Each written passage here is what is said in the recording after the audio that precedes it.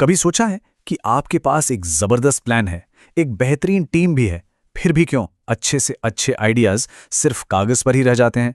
ये एक ऐसी मुश्किल है जो दुनिया की बड़ी से बड़ी कंपनियों को भी परेशान करती है। तो चलिए आज समझते हैं कि योजनाओं को हकीकत में बदलने की इस कला के पीछे का राज क्या है। जरा फोर्ड मोटर कंपनी के बारे में सोचिए। 20वीं सदी के बीच में उनके पास इंजीनियरिंग के एक से बढ़कर एक दिमाग थे, मार्केट पर उनकी पकड़ थी और दुनिया की सबसे बेहतरीन स्ट्रैटेजीज थीं। मतलब कागज पे तो उन्हें कोई हरा ही नहीं सकता था। लेकिन उनकी इस विशाल मशीनरी के अंदर ना एक बहुत जरूरी पुर्जा गायब था। उनके पास मैनेजर तो थे, लेकिन लोगों में जोश भरने वाले लीडर नहीं थे। टैलेंट था, पर उस टैलेंट को चिंगारी देने वाला कोई नहीं था। ये एक ऐसा संकट था जो उनके बड़े से बड़े इरादों पर भी ब्रेक लगा रहा था। और यहीं पर वो सबसे बड़ा सवाल खड़ा होता है जिससे हर कंपनी, हर टीम जूझती है। एक शानदार प्लान को एक ठोस नतीजे में कैसे बदला जाए? इसका जवाब मैनेजमेंट के एक सबसे जरूरी लेकिन अक्सर नजरअंदाज किए जाने वाले काम में छिपा है। और उस काम को कहते हैं निर्देशन। जी हां, डायरेक्टिंग। ये वो चिंगारी है जो प्लान्स में जान डाल देती है। ये सिर्फ ये बताना नहीं है कि क्या करना है, बल्कि ये लोगों को उस काम को करने के लिए तैयार करने की कला है। तो ये निर्देशन आखिर है क्या चीज? इसे ऐसे समझिए, अगर प्लानिंग किसी बिल्डिंग का ब्लूप्रिंट बनाना है और ऑर्गेनाइजिंग उसकी नींव रखना है, तो निर्देशन वो पल है जब कंस्ट्रक्शन का काम असल में शुरू होता है। ये गाइडेंस, मोटिवेशन और लीडरशिप का वो मिक्स है जो हर चीज को हरकत में ले आता है। तो चलिए इस पावरफुल काम को और अच्छे से समझने के लिए हम इसे 4 मुख्य हिस्सों में बांटते हैं। इन्हें आप निर्देशन के 4 पिलर्स की तरह सोच सकते हैं: सुपरविजन, मोटिवेशन, लीडरशिप और कम्युनिकेशन। आइए एक एक करके इन सब को करीब से देखते हैं। सबसे पहले बात करते हैं अभिप्रेरणा की, यानी मोटिवेशन की।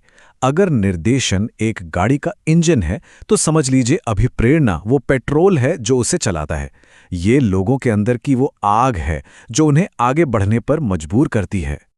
अगर हम किताबी भाषा में बात करें, तो मोटिवेशन लोगों को एक कॉमन गोल की तरफ काम करने के लिए उकसाने का प्रोसेस है। लेकिन इसके दिल में एक बहुत ही मानवीय चीज है, हमारी ज़रूरतें।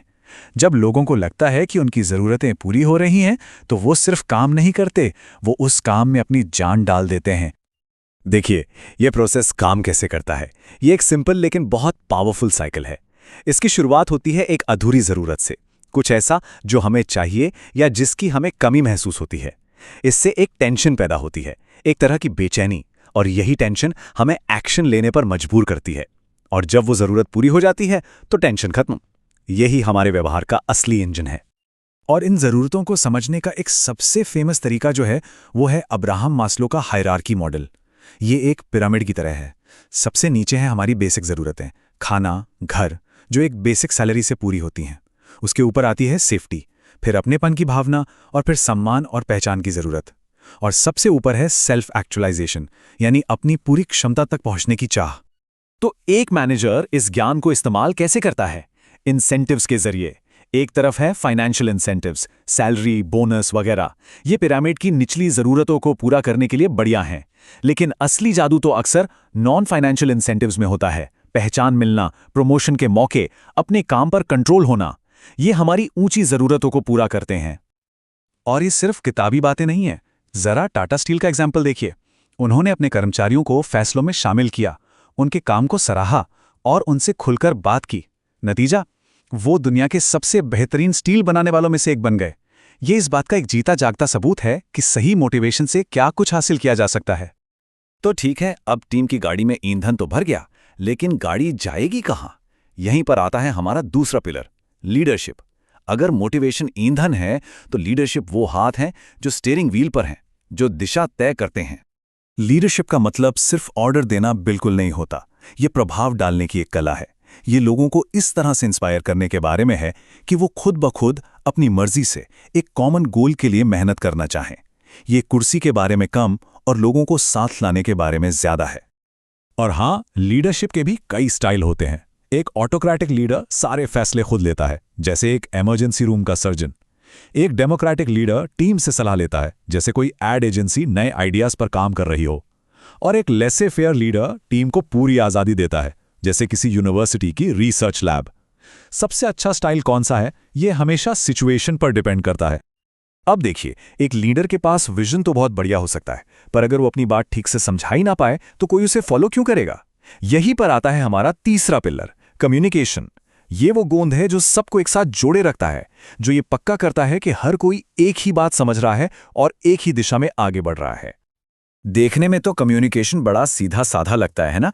किसी के दिमाग में एक आइडिया आया, उसने उसे एक मैसेज में बदला, भेज दिया और किसी ने उसे रिसीव कर लिया। लेकिन हम सब जानते हैं कि असल जिंदगी में ये कहीं ज्यादा कॉम्प्लिकेटेड है। फीडबैक यानी जो जवाब मिलता है वो बहुत जरूरी है। उसी से पता चलता है कि मैसेज सिर्फ सुना नहीं गया बल्कि सही से समझा भी गया। और यहीं पर एंट्री होती है शोर की। शोर मतलब कुछ भी जो मैसेज को खराब कर दे। ये खराब फोन कनेक्शन भी हो सकता है, या फिर मुश्किल भाषा, या सुनने वाले के अपने पुराने ख्याल भी हो सकते हैं। एक अच्छा मैनेजर लगातार इस शोर को कम करने और अपनी बात को साफ सुथरा रखने की कोशिश करता है। तो ठीक है, हमने मोटिवेशन को समझा, लीडरशिप को देखा और कम्युनिकेशन की बात की। अब देखते हैं कि ये सारे टुकड़े हमारे आखिरी पिलर के साथ मिलकर एक असरदार निर्देशन की तस्वीर कैसे पूरी करते हैं। हमारा चौथा और आखिरी पिलर है सुपरविजन। इसे आप ऐसे समझिए कि ये जमीनी हकीकत है, रोजमर्रा का काम। ये कर्मचारियों को हर दिन गाइड और सपोर्ट करना है। सुपरवाइजरी तो मैनेजमेंट और वर्कर्स के बीच की सबसे जरूरी कड़ी होते हैं। यही वो लोग हैं जो बड़ी बड़ी स्ट्रैटेजीज को असल काम में बदलते हैं। तो एक महान मैनेजर असल में करता क्या है? वो इन चारों धागों को, मोटिवेशन, लीडरशिप, कम्युनिकेशन और सुपरविजन को एक साथ बड़ी खूबसूरती से बुनता है। वो लोगों को मोटिवेट करता है, लीडरशिप से दिशा दिखाता है, कम्युनिकेशन से सबको जोड़े रखता है और सुपरविजन से ये पक्का करता है कि सब कुछ ठीक से चल रहा है। और आखिर में यही तो निर्देशन का असली सार है। ये मैनेजमेंट का इंसानी पहलू है। ये सिर्फ प्रोसेस या नंबरों के बारे में नहीं है, ये लोगों के बारे में है। उनकी ज़रूरतों को समझना, उन्हें प्रेरित करना और उन्हें कुछ बड़ा हासिल करने के लिए एक साथ लाना। तो ये हमें एक आखिरी सवाल पर लाके छोड़ देता है। कोई भी काम को मैनेज तो कर सकता है, लेकिन दूसरों को अपना बेस्ट देने के लिए प्रेरित करने के लिए कुछ और ही चाहिए होता है। तो सवाल ये है, वो क्या चीज़ है जो एक मैनेजर को एक सच्चे लीडर से अलग करती है? शायद इसका जवाब इस बात में नहीं है कि वो क्या करते हैं, बल्कि इस बात में है कि वो दूसरों को क्या बनने के लिए प्रेरित करते हैं।